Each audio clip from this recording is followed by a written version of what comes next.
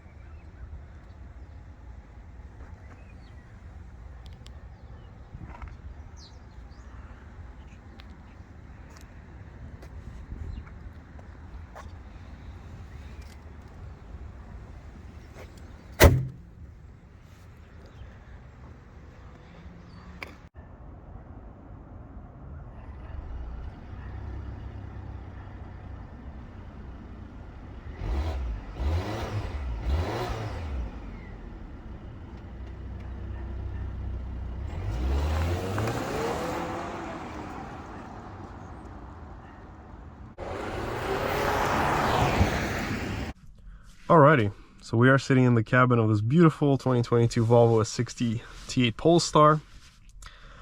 Right away, I gotta say, I love this cabin. This is gorgeous. Starting from the dashboard, which is soft, quilted, that nice Bowers & Wilkins speaker. We see these gorgeous designs everywhere. Look at the seats. These are our design sports seats. They have this little Swedish flag on them. We have the nice yellow seat belts. I think they look bold, refreshing, because on most cars they're the same color as the headliner and the side, so they're usually just black. Let's start her up.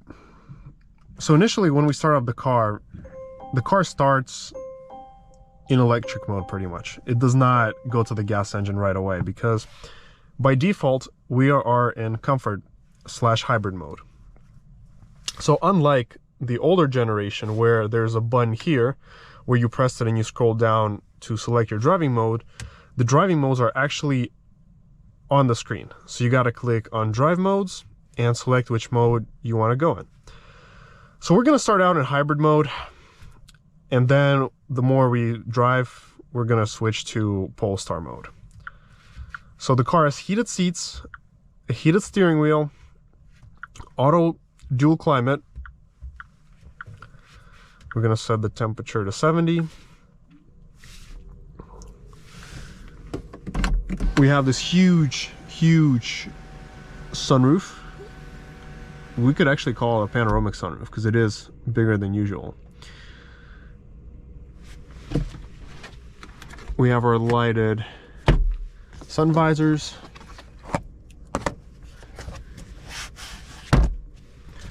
I really like that Volvo decided to go with the black headliner on this trim because it looks gorgeous. It fits in beautifully with the dashboard, with the seats, complements the interior really nicely. We have the Bowers & Wilkins audio, automatic windows, auto folding power mirrors, a backup camera, and a 360 camera as well, where we can see in front of the car to the back of the car.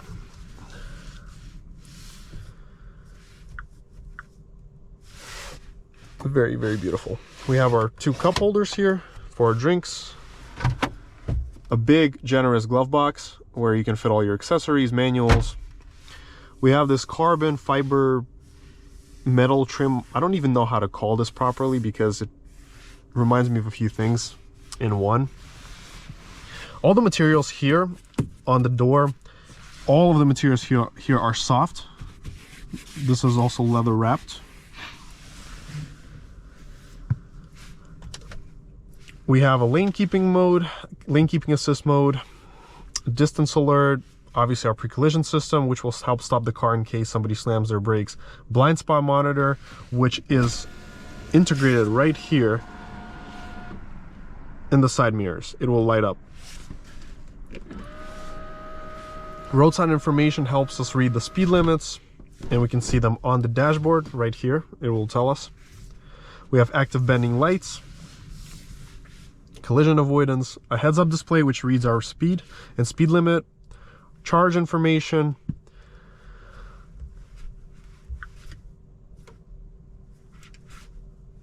I like the Volvo infotainment system. I think it's fairly easy to use. It's very easy to get used to. It's not complex at all. Even though people complain that they don't like vertical screens, this is a very nice implementation of the screen into the dashboard. I think it blends in well with the vents in its nice, clean, aesthetically pleasing design. We have our sound experience where we can change all the different modes. We have a concert hall. It's called Gothenburg Concert Hall, where we can have ABBA play like we're sitting in a concert hall. One of my favorite features in Volvo. Amazing experience. The wipers work quietly. all the fluid comes out of the actual wiper arms, so whenever it's winter and it's freezing, you're never going to have issues wiping your window. We have automatic headlights, a deep sounding horn. Well, let's get started and go for a drive. Gosh, I love these yellow seat belts. They are beautiful. Makes me feel like I'm in a sports car.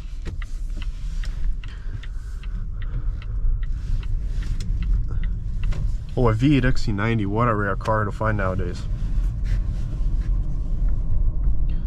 So the very first initial impression that I get starting off in this car is how quiet it is. Because this is a hybrid, it does not require for the gas engine to be used at low speeds. So we're just coasting using the batteries, electric power, which makes it a very seamless and pleasing experience. And unlike a full electric car, we can still listen to the engine if we want to. I like the sound of these blinkers. They're right on spot. Not annoying, not loud, not intrusive. Exactly how they should be. And looks like our trunk is open, so we will need to take care of that. That's what I initially thought, because the camera wasn't showing. Let's pull over and close the trunk.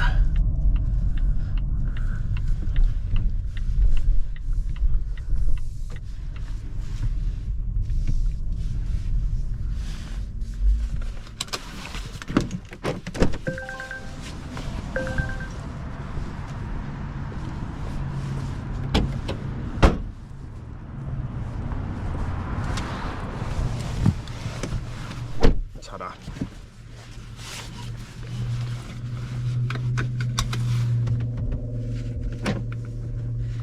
Also in the center, you will see a map showing you the streets, and when you use the GPS navigation, it will show you the turn-by-turn directions here and projected on the heads-up display.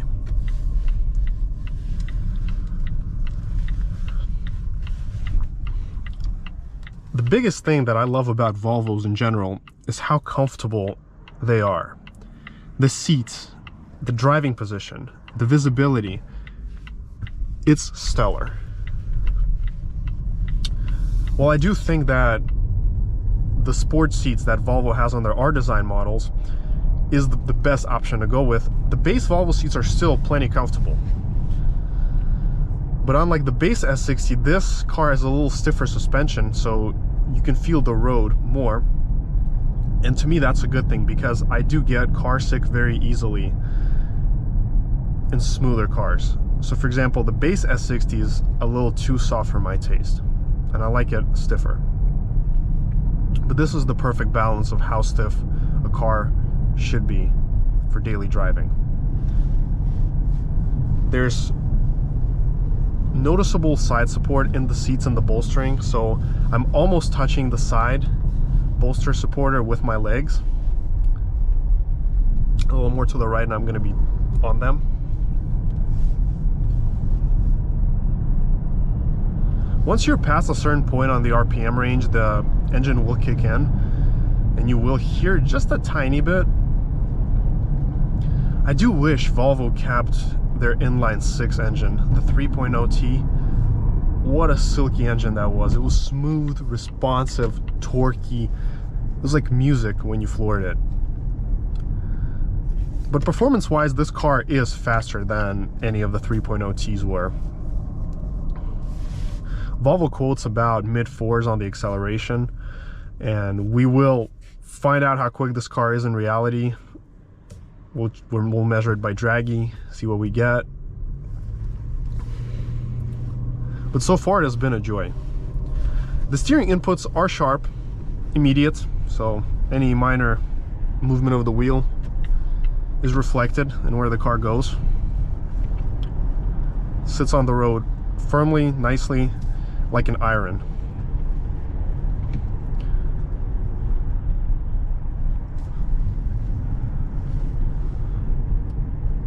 The handling of this car specifically is more to the sportier side.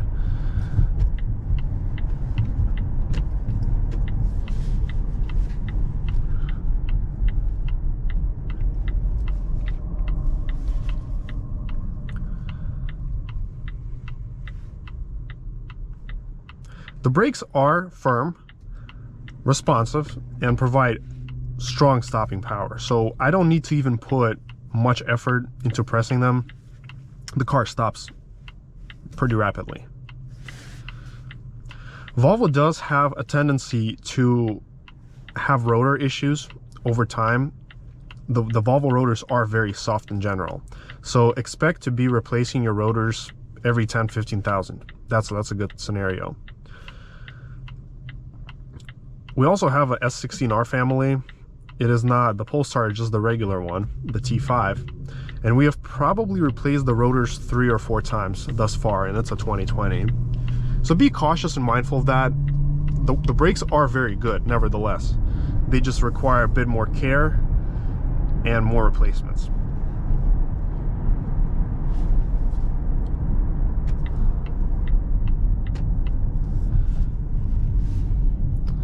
I'm tempted to press the drive mode button right here, but it's not here. So let's go to Pure and see how that works. So Pure is just an electric driving mode. The engine does not kick in. And you can use this mode easily in traffic. When you're going somewhere and you want to save gas, it's a great mode. All you need to make sure is your battery is charged.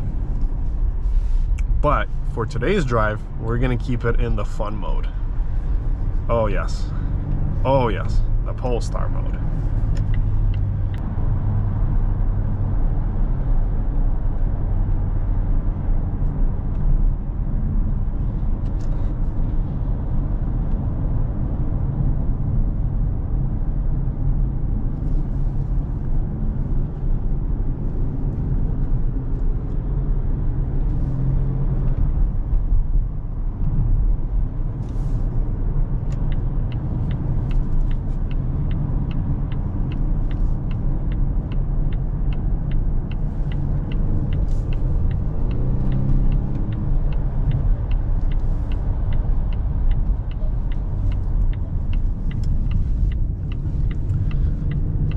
There's instant power coming from this engine.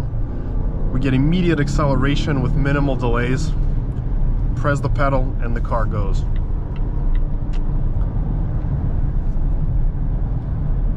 So if you're driving for say 40 miles an hour and you decide to floor it, right away we get big surge of power.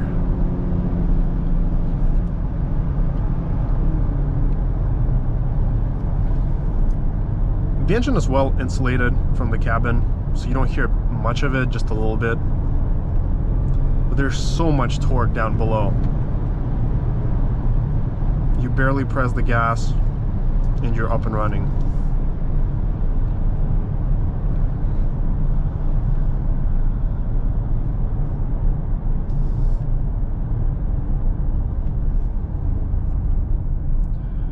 We're gonna do a 0 to 60 test, see how quick the car is, and after that we will go for a quiet POV drive, and after that we'll tell you my impressions, what I liked, what I disliked, what I would change / improve, to summarize things up. So enjoy the view, make sure to hit that subscribe button, and enjoy.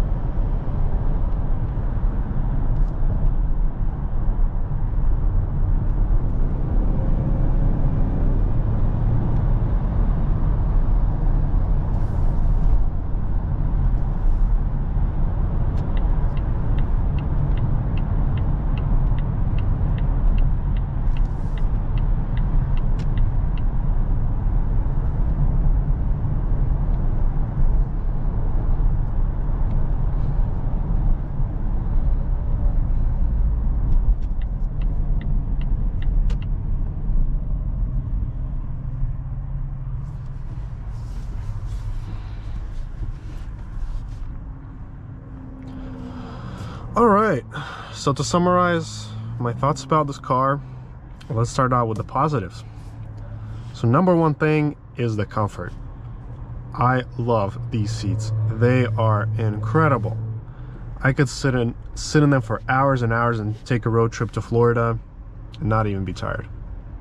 So 14-hour trip, no problem. The steering wheel.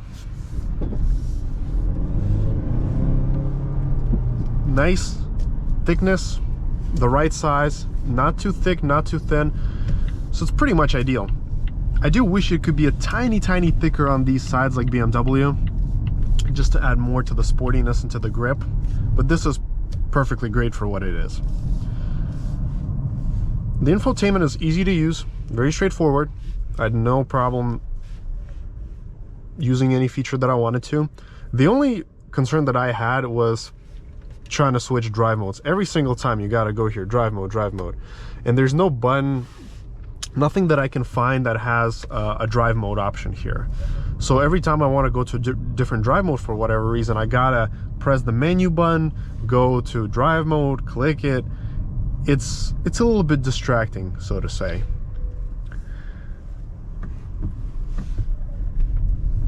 So that I would definitely change, is have a drive mode button somewhere where you can automatically change the modes on the fly. Another thing that I've noticed, that when you're driving actively on the freeway and you're forced to stop quickly a few times in a row, the brakes don't really like it. So you do start to feel some vibration back in the wheel, like this, just a little bit. And that is absolutely normal for Volvos. They all have that kind of feel to them. These are not sport brakes that you would expect from like a BMW M3. So no, don't expect that.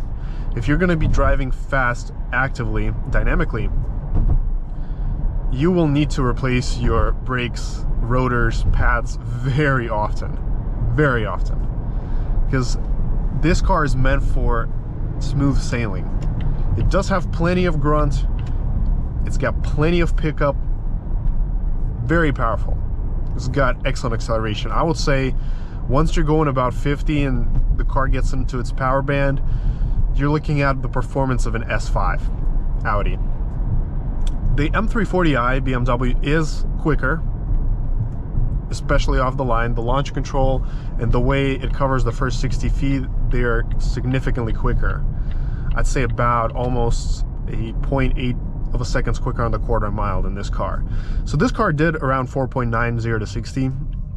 That's just flooring it, which is a great result. So this kind of result you would get in pretty much any other competitor, if not slower. So if you were to just floor an S5 without launch control, it would be slower than this S60. So the only car that would be faster than this would be an M340i. Every other car in this class will be about the same and maybe even slower in daily driving. But besides that, I have no other inputs to add.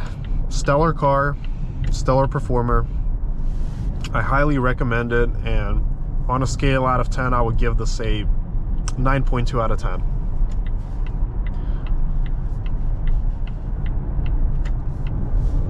Let's check the U-turn radius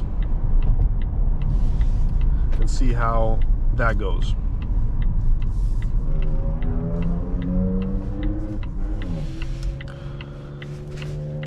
One more thing that I love about these S60s is that the way the door is designed, it is designed at an angle, so whenever it's raining, the water will actually flow right down. So it's not going to be staying here for a long time. It's going to flow down like this. Hope.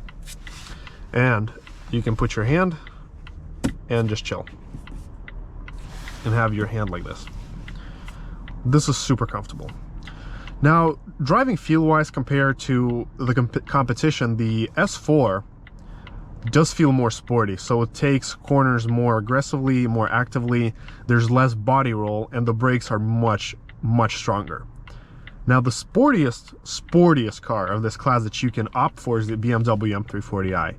It's the more sporty offering than the S4, than the Jaguar XE, than the S60, much sportier. So that car is like a mini baby M3. You get no body roll there, you get excellent cornering. So if you're looking for a comfortable, efficient commuter with which you can have fun with, easily pass trucks, go on long drives, this is the right ideal car for you. Now, if you're looking for something just sporty, fast, just stupid fast, and you want to feel all those corners and drive 40,000 miles on only a single set of rotors and brakes without any replacements, well, that's the M340i. Price-wise, they are very comparable, and in some cases the S60 will be even more, depending on, you know, what features you opt for, how you build the car. But this is definitely one of the top options that you can get in this segment. The weight of this car comes into play, so you can definitely feel that it's a heavier car in the corners. So let's check the U-turn radius. Oh, quite incredible. 2 lanes only. Well, that is the end of our test drive. Thank you for watching. If you made it all the way here, kudos to you. Make sure to hit the subscribe button. There's going to be a lot of cool content coming in, and see you next time.